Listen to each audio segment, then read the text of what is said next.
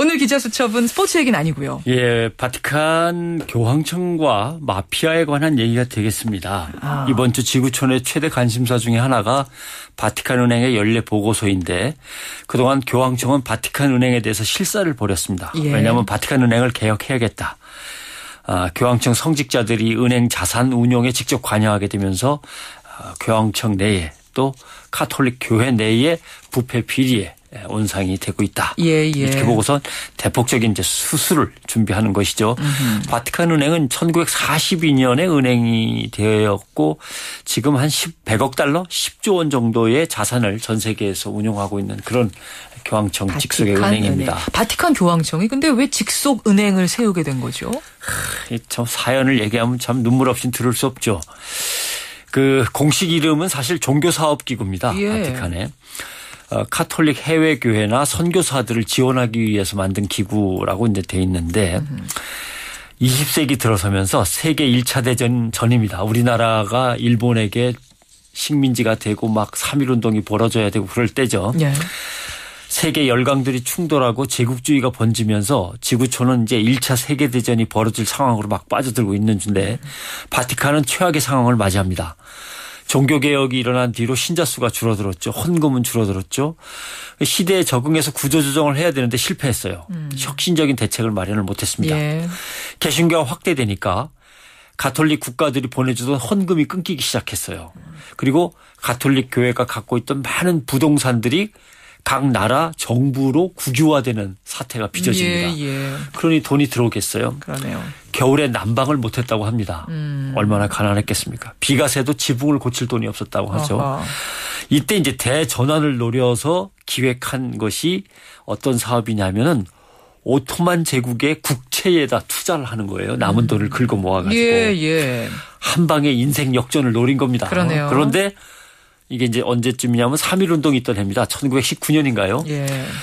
근데 오토만 제국이 쫄딱 망해버렸습니다. 그렇죠. 예. 그럼 교황청도 뭐 덩달아 파산했죠. 이 손실에 대해서 어떻게든 교황청은 만회를 하려고 오토만 제국을 무너뜨린 이탈리아에다가 왜 우리를 쫄딱 망하게 했느냐. 일시불로 배상금을 내놔라. 아니 자기들이 국채 투자해놓고 또 보상금 요구한다고. 그 나라에 국채를 투자했는데 그 나라를 침략해갖고 무너뜨렸으니까 니들이 잠깐 교회니까 할 수 있는 얘기겠죠. 그러네요. 근데 그 대상자가 누구냐 하면 이탈리아 파시즘의 무솔리니입니다. 예. 무솔리니는 교황청을 등에 업는 것이 자기 정적들을 상대하는 데도 편하겠고 여러 가지 이제 나름대로 노림수가 있으니까 오케이 하면서 교황청에게 거액의 지원 그리고 세금 면제를 갖다 약속을 하죠. 그렇군요. 이게 이제 1929년에 라테란 조약이라고 하는 이제 유명한 사건입니다만. 예. 그러자 교황청도 히틀러한테도 손을 슬그머니 내밉니다. 히틀러한테요? 예, 그래서 1년에 1억 달러씩 받습니다. 우리가 너무 어려우니까 좀 도와달라 이렇게 된 겁니까? 그렇습니다. 예. 히틀러는 대신 국민한테서 교회세를 거둡니다. 이걸 또 감당하리라고. 다시는 굶주리고 싶지 않았기 때문에 교황청은 특별행정처라는 직속기구를 설립해서 독재자들로부터 들어온 돈을 글로벌 투자를 통해서 자산을 미리 불리기 시작합니다. 그래요. 이것이 이제 바티칸 은행의 전신이죠. 그럼 교황청에서 투자에 직접 나선 건가요? 그때는 자금 운용과 투자 결정에 교황청 간부들이 직접 개입하지 않았습니다. 예. 성직자들이 금융사업에 나서는 것도 문제 있고 종교적 판단이 개입되면 또 마음대로 수익을 올리는데 방해가 될 수도 있어서 일단 개입하지 않았죠. 예. 그러다 이제 2차 세계대전이 벌어지고 바티칸 은행은 정식 은행이 되고 교황청 비밀주의 원칙 아래서 이제 금융기관으로 활약을 합니다. 그러다 보니까 스위스 은행하고 손을 잡게 됐어요. 그 유명한 스위스 은행과. 스위스 은행하고 연결이 되니까 이탈리아 기업인들의 비자금, 검은 돈들이 바티칸 은행을 통해서 스위스 은행으로 건너오고 뭐 이렇게 됩니다. 그러면서 마피아의 루트가 된 거예요. 맞습니다. 그러면서 이제 마피아도 마약 거래 자금을 숨기기 위해서 바티칸 은행에 돈을 넣고 이 돈은 바티칸의 글로벌 루트를 따라서 전 세계를 갖다 오가게 되는 거죠.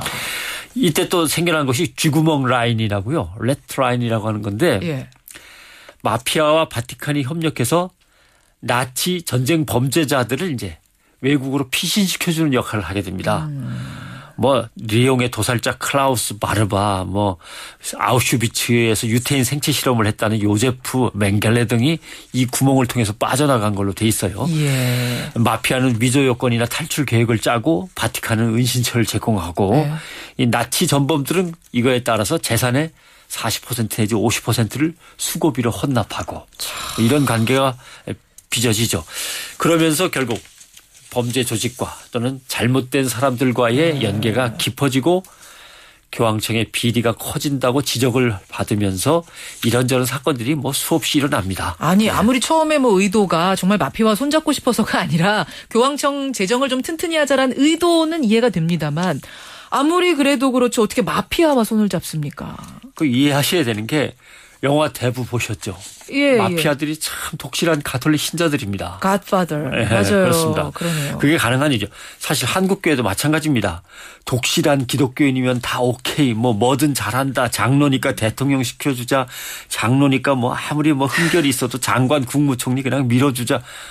목사가 벌인 일인데 그냥 적당히 덮어주고 넘어가자. 이러면 이제 이런 짝이 나는 거예요. 그래요. 예, 그렇습니다. 그래요. 아무튼 그래서 새바람이 불고 있습니다. 프란치스코 교황은 다른 교황들은 그동안 암살도 당하고 실패도 했지만 이번만큼은 꼭 바티칸 은행 개혁을 추진해야겠다. 이거 개혁 추진하다가 암살당한 경우까지. 교황도 있습니다. 예, 물론 확인은 안 됐습니다. 암살이라고 갑자기 죽긴 했습니다만. 예. 프란치스코 교황이 이런 말을 했어요. 양을 치는 목자가 자기 몸에서 자신이 기르는 양 냄새가 나야지. 양 냄새가 나지 않는 목자가 어떻게 양을 키우는 목자냐. 돈 냄새만 나고 마피아 냄새가 나면 그게 양 치는 목자냐 이 얘기입니다. 최근에 로마 성그레고리오 성당에서 성경 규절 대신 842명의 이름을 읽은 적이 있어요. 842명의 이름을 미사 중에요? 예, 미사 중에. 무슨 이름입니까? 1893년부터 지금까지 마피아에 의해서 이탈리아 마피아에 의해서 예. 목숨을 잃은 희생자들의 이름입니다. 842명. 그중에 82명은 어린아이입니다. 그래요. 예? 프란치스코 교황은 이날 미사에서 뭐라고 얘기했냐면 다른 교황들은 이런 미사에 참석하지도 않았습니다. 그동안. 마피아는 회개하고 악행을 멈추기 바란다. 더러운 범죄로 모은 권력과 돈에는 피가 묻어 있고 그 돈은 천국에 가져갈 수 없다. 그리고 우리는 좌절하지 않고 부패와 싸울 수 있는 힘을 달라고 하나님께 기도하자. 예. 이제 그 결과가 이제 나오기 시작하는 겁니다. 프란치스코 교황과 마피아의 대결 어떻게 결론이 날지 우리도 기도하며 지켜봐야겠네요. 네. 수고하셨습니다. 고맙습니다.